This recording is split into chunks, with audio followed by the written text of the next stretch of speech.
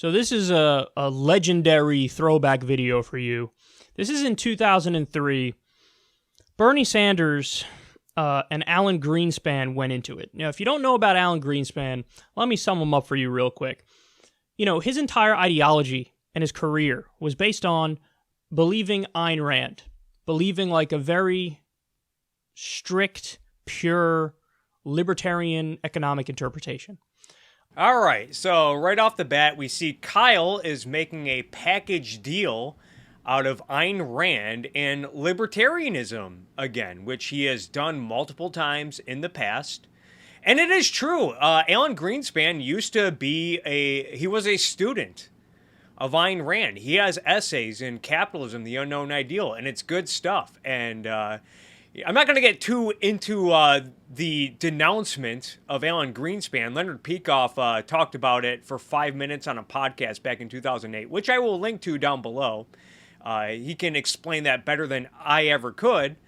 But back to this package deal.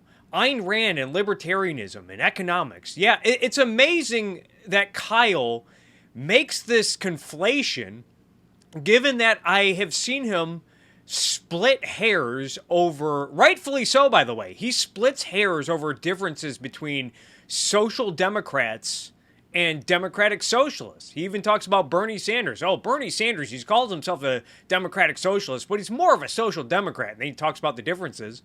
But when it comes to objectivism and libertarianism, it's all the same according to Kyle. Even though Ayn Rand called libertarians the hippies of the right, and there was once a split in the objectivist movement, partly over due to a disagreement over whether or not objectivists should sanction the Libertarian Party. Interpretation.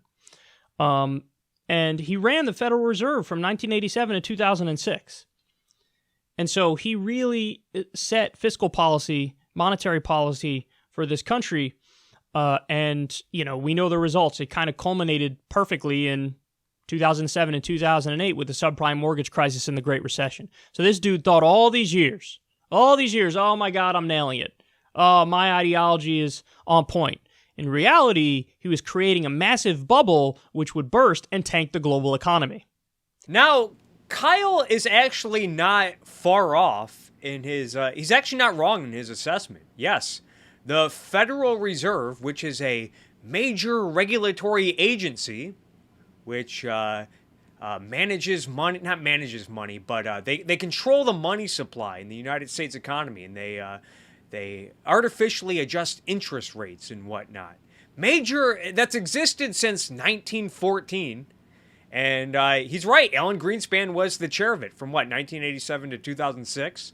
And yes, the Federal Reserve was responsible for helping create the bubble that led to the financial crisis. The Federal Reserve, by its mere existence, creates bubbles because when you artificially control the money supply and artificially control interest rates, that sends distortions throughout the entire economy. And when the economy is distorted, eventually it will need to be corrected. So Kyle's actually not wrong here, but keep this in mind. A regulatory agency was responsible for helping create an economic bubble.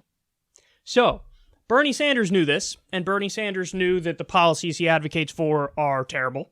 And so in 2003, he really, really grilled him in an amazing way. Thank you, Mr. Sanders.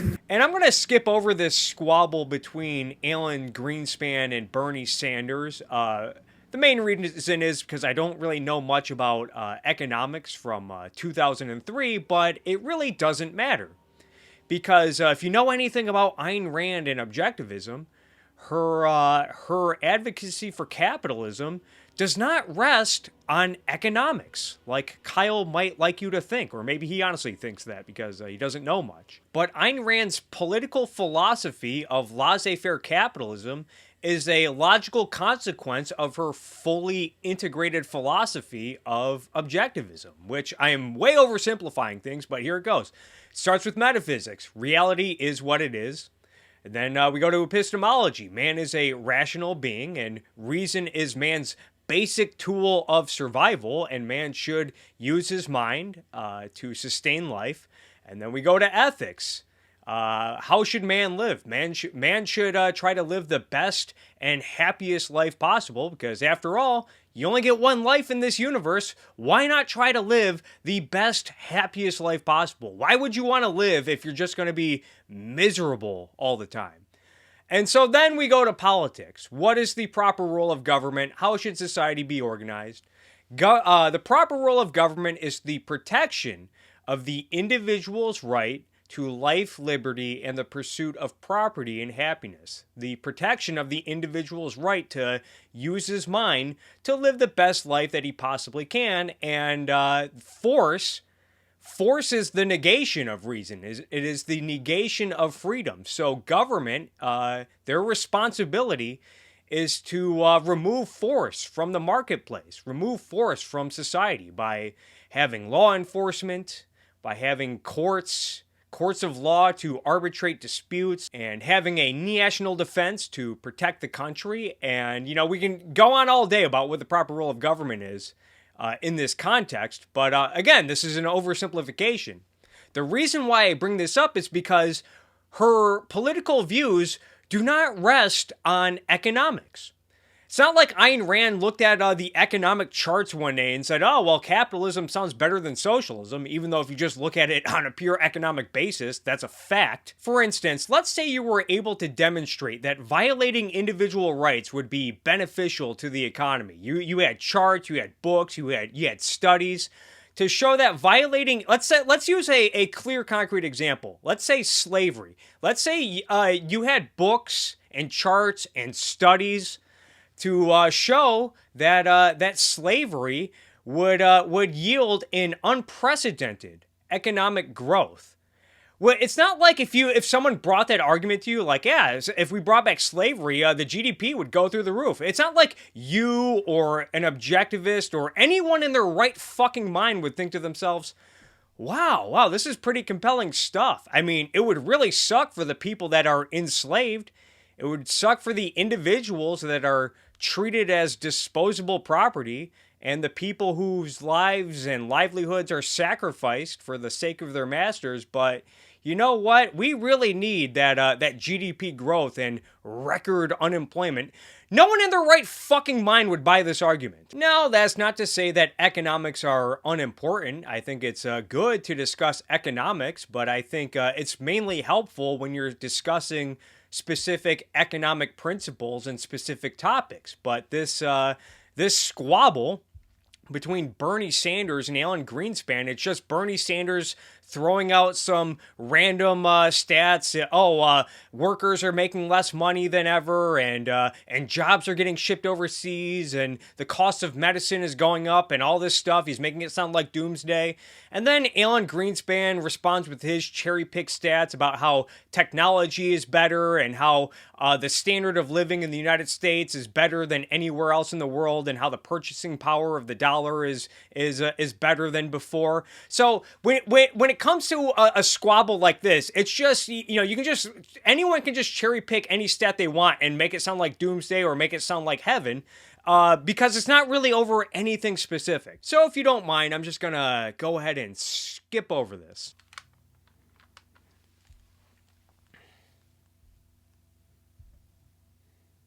And what I'm saying to you is, yes, I found a flaw, I found a flaw, I found a flaw, I found a flaw.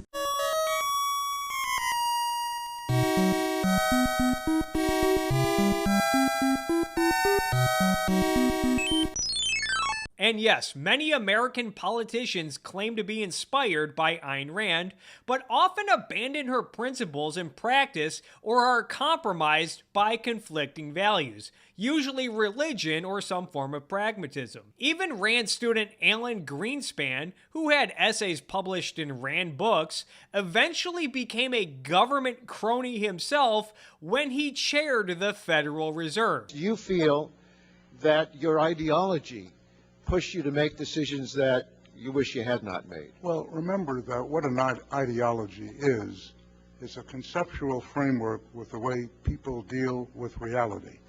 Everyone has one. You have to to exist, you need an ideology. The question is whether it is accurate or not.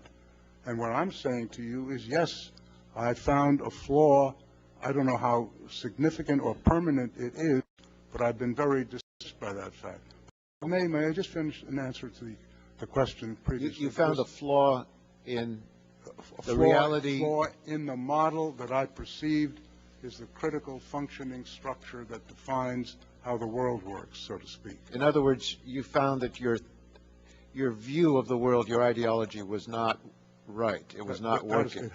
Precisely. No, that's precisely the reason I was shocked, because I've been going for 40 years or more with very considerable evidence that it was working exceptionally well. Well, Alan Greenspan's ideology, whatever the hell it was, certainly was anything but free market capitalism, considering that the housing bubble and the 2008 financial crisis were created by government, including the agency that Greenspan led, on top of the fact that finance has been heavily regulated since 1914. It's absolutely outrageous for Alan Greenspan to just throw his free market ideology under the bus when we know that it wasn't the free market that caused the financial crisis. So, in a weird way, you got to give him credit at the end there. There was a hearing 5 years later, and this is after the subprime mortgage crisis and the Great Recession. We were in it at that time. And apparently, Alan Greenspan is a dude who,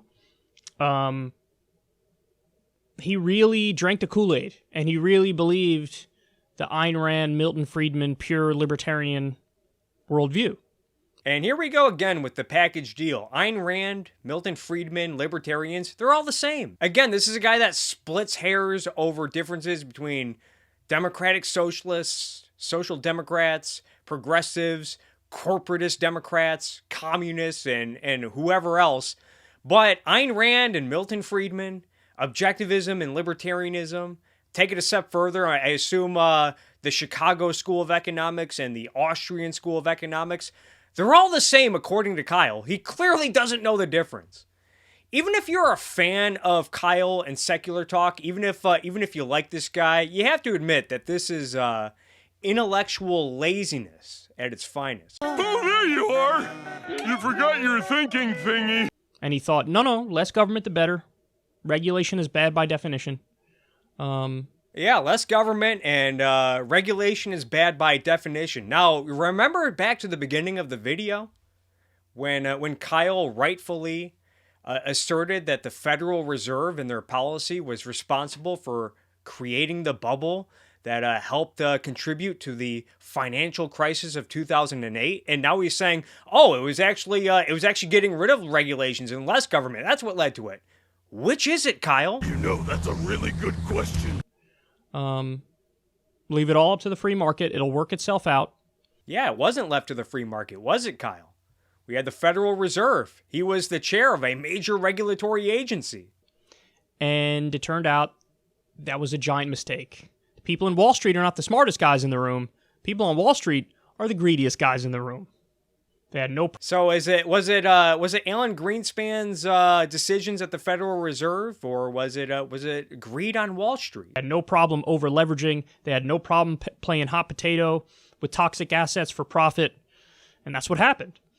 And so here you have Alan Greenspan admitting it, like, oopsies. And of course, as we know, as this is something that Kyle rightfully complains about often, was the fact that these banks were bailed out by the federal government, which is just socialism for the banks. See, he thought It's not free market, is it?